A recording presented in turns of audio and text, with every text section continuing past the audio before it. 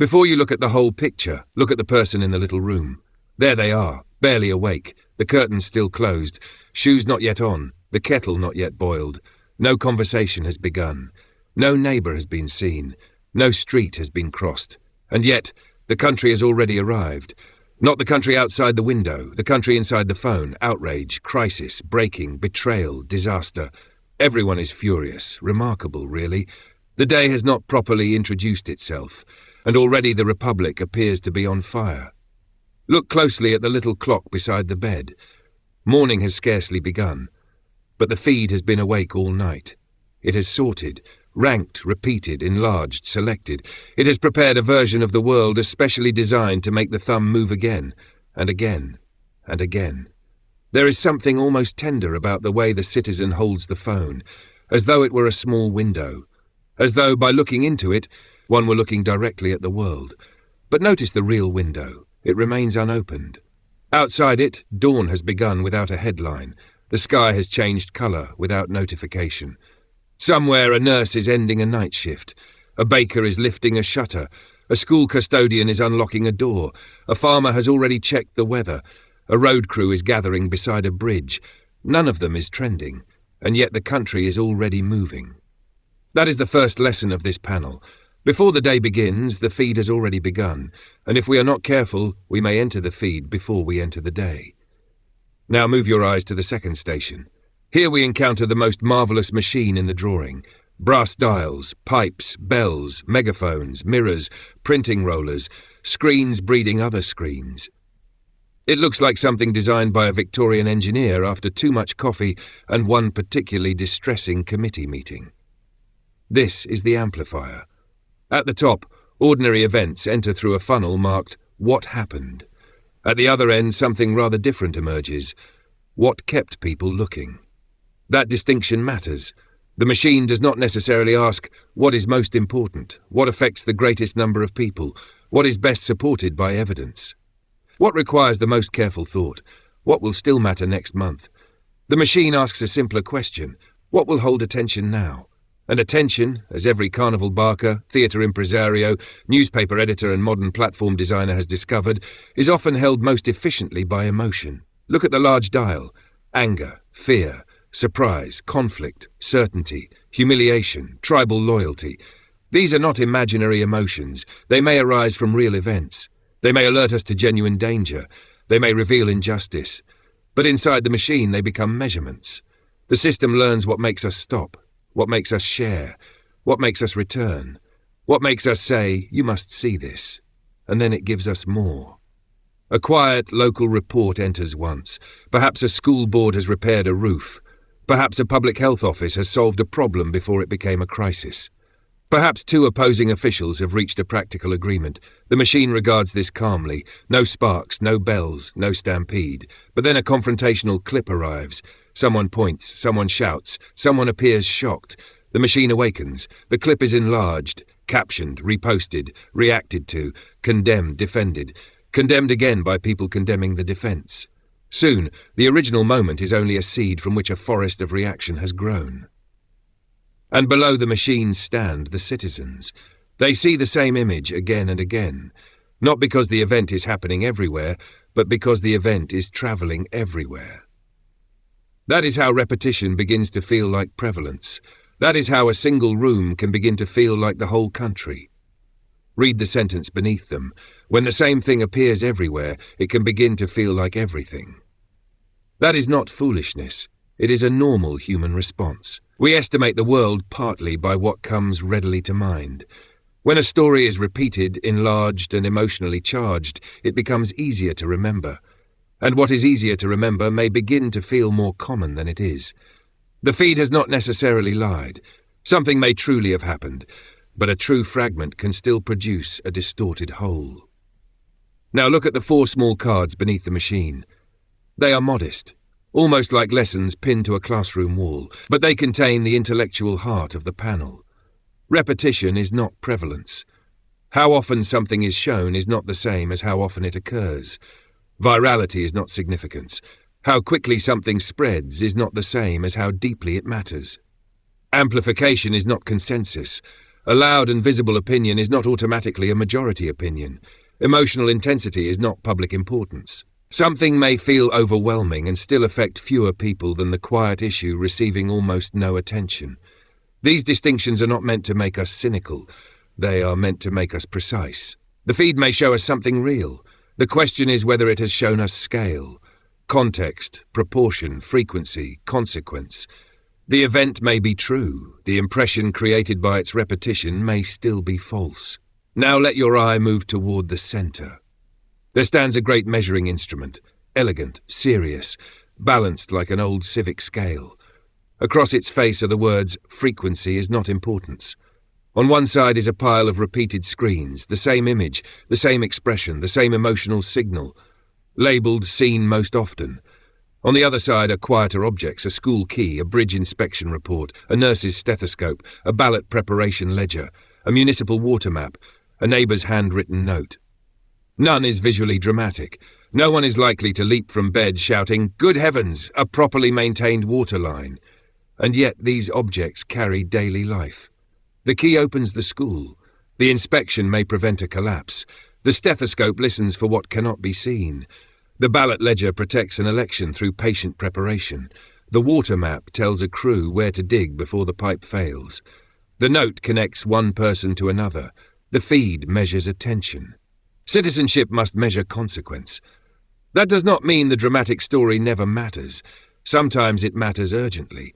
Sometimes a single image exposes what an institution hoped to conceal. Sometimes a viral recording creates public accountability.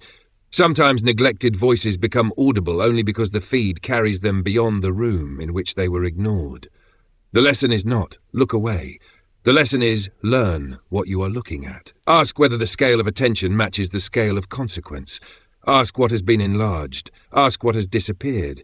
Ask which quiet matter will still be affecting lives after the outrage has found a new object. Now the image opens. The wall of screens ends. The page becomes spacious. We arrive at the field. Not merely a farm field, the civic field. The country is lived rather than displayed. There is the school. A teacher welcomes children through the door.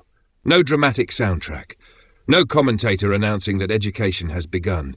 Just a door opening because someone arrived early enough to open it. There are workers repairing a bridge.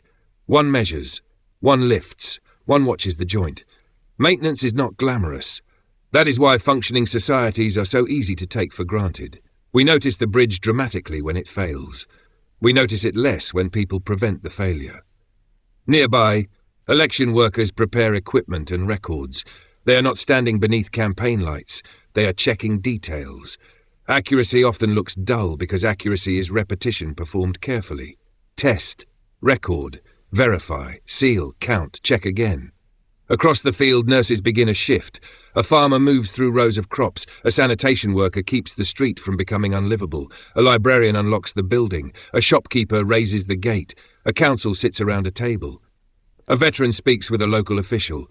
Two neighbours talk across a fence. Volunteers stock a food pantry. Utility workers inspect water lines. These are not perfect people inhabiting a perfect nation. Look carefully. There is disagreement. There is strain. Some work is unfinished. Some buildings need repair. Some citizens do not trust one another. Some problems have been postponed too long. The panel does not replace the noisy country with a sentimental one. It offers something more honest. A larger country, one in which conflict is real, but not the only reality. One in which institutions fail and people still arrive to repair them. One in which citizens disagree and remain connected by water systems, schools, roads, hospitals, elections and weather. Above this part of the panel are small words: care, maintenance, service, work, listening, repair, cooperation, daily life. These words do not travel as quickly as outrage. But they are how a country continues. Political content may dominate the feed. Political reality is much larger. It includes every place where public decisions become practical conditions. The classroom, the hospital, the road, the farm, the court, the polling place, the household budget, the prescription counter, the water coming from the tap, the person answering the emergency call.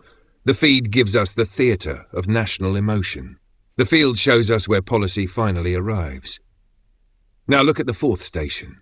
The citizen from the bedroom has stepped outside. The phone remains in one hand. This is important.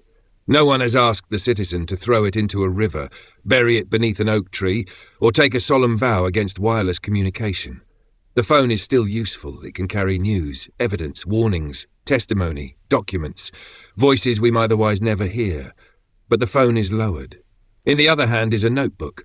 The citizen has moved from passive reception toward active comparison. Before them are 4 simple instruments. Look up. What exists beyond the frame? Every image contains a border. Every clip begins somewhere and ends somewhere. Every headline selects. Looking up means asking what the frame excludes. Look around. Do the people near me experience the world shown in the feed? Not because local experience is the whole truth. It is not. But neither is the feed. The citizen compares mediated reality with lived reality. What do neighbours see? What do teachers report? What are nurses encountering? What do local records show? Look closer. Is this one event, a repeated event, or a widespread pattern? Anecdote is not meaningless. Every pattern is made of events, but one event does not establish the frequency of the pattern. Closer inspection asks for scale. Look again. Who selected this image? Who captioned it? Who benefits from my reaction? What did they want my attention to do? Notice the phrasing. Not merely, what did they want me to believe? But what did they want my attention to do? Remain? Share? Fear? Despinate? Vote? Stop listening? Return tomorrow? Attention is not just a state of mind, it is a resource, and every system that captures it directs it somewhere. Now notice the conversation beside the civic notice board. 3 people. One may agree politically with the citizen. One may disagree. One may be far more concerned about the school levy, the broken road, or the cost of medicine than the national controversy filling everyone else's screen. They are speaking, not performing, not composing replies for unseen audiences, not winning. Speaking. Behind them is the notice board. Council agenda, school meeting, election notice, road repair, public health information, community event, a handwritten invitation to talk. This is not a romantic claim that face-to-face conversation solves every political division. It does not. People can be unreasonable in person as efficiently as they can online, but proximity restores dimensions that the feed often removes. Tone, hesitation, complexity, shared circumstance. The knowledge that the person with the objection also has a child in the school, a parent in the hospital, a business on the road being repaired. The person across from us becomes harder to compress into a symbol. Read the line beneath them. Public opinion cannot be measured only by the loudest room. The loudest room may be important, it may be revealing, it may contain genuine alarm, but it cannot, by volume alone, claim to be the whole public. Now move to the 4 open books along the bottom. They give us a small vocabulary for seeing. Prevalence, how common something actually is. Repetition, how often something is shown. Significance, how much something affects people or public life. Virality, how rapidly something attracts and reproduces attention. These words help separate phenomena that the feed often blends together. A story may be highly viral and narrowly prevalent. A problem may be highly significant and rarely shown. A clip may be repeated thousands of times while depicting a single incident. A quiet policy change may barely circulate while affecting millions. The citizen's work is not to reject the visible. It is to ask what remains invisible beside it. There near the table is a small framed storm. It is labelled the emotional weather of the feed. Inside the frame, thunder, dark clouds, lightning, urgency. Outside the frame, the real landscape contains something more complicated. Clouds, yes, but also distance, morning light, a river, a road, a town. The weather outside is not always calm. The point is not that the storm is fake. The point is that the emotional climate inside the feed can become total. We carry it from one story to the next. One anger prepares us for the next anger. One fear primes the next fear. Soon we are not merely reading the feed, we are living inside its weather. And then every event arrives already coloured by the storm. That is why stepping outside is not withdrawal, it is calibration. Now look at the round table. Several chairs, no speaker's platform, no throne, no enormous screen. On the table are a local newspaper, a complete speech transcript, a municipal budget, a candidate comparison sheet, an election guide, a notebook, and a phone turned face down. Above the table, come to the table with more than the feed. Not without the feed, with more than it. Bring the full speech, not only the clip. Bring the legislation, not only the slogan. Bring the voting record. Say, bring the budget. Bring local reporting. Bring the direct source. Bring the testimony of people affected. Bring your own observations. Bring someone who disagrees. Bring enough patience to discover that the first explanation may be incomplete. The empty chairs are waiting. One belongs to the person who has made up their mind. One belongs to the person who has no idea what to believe. One belongs to the person exhausted by politics. One belongs to the citizen who distrusts every institution. One belongs to the citizen who trusts too easily. The table does not demand that everyone reach the same conclusion. It asks that conclusions be earned. At the lower left, a hand holds up a frame. Inside it is one inflammatory image, a furious face, a crowd, a warning they are coming, share now. Outside the frame is the wider landscape, the town, the river, the road, the field, the people carrying on. Beside it are the words, "The frame may be true. It is not the whole view." That may be the most important sentence in the picture. The frame may be true. The event may have happened. The person may genuinely be angry. The threat may deserve investigation. But the frame is still a choice. It places some things inside and leaves others outside. Wisdom begins when we can hold both realities. The framed event deserves attention. The unframed world still exists. And there, at the bottom, is the lantern. It illuminates 5 questions. What have I seen repeated? What have I verified? What have I observed directly? What matters beyond the moment? What does my community actually need? The lantern does not tell us how to vote. It does not identify the correct party. It does not promise that careful people will always agree. It offers something more useful, a method for recovering sight. The freedom to pause before reaction becomes judgment.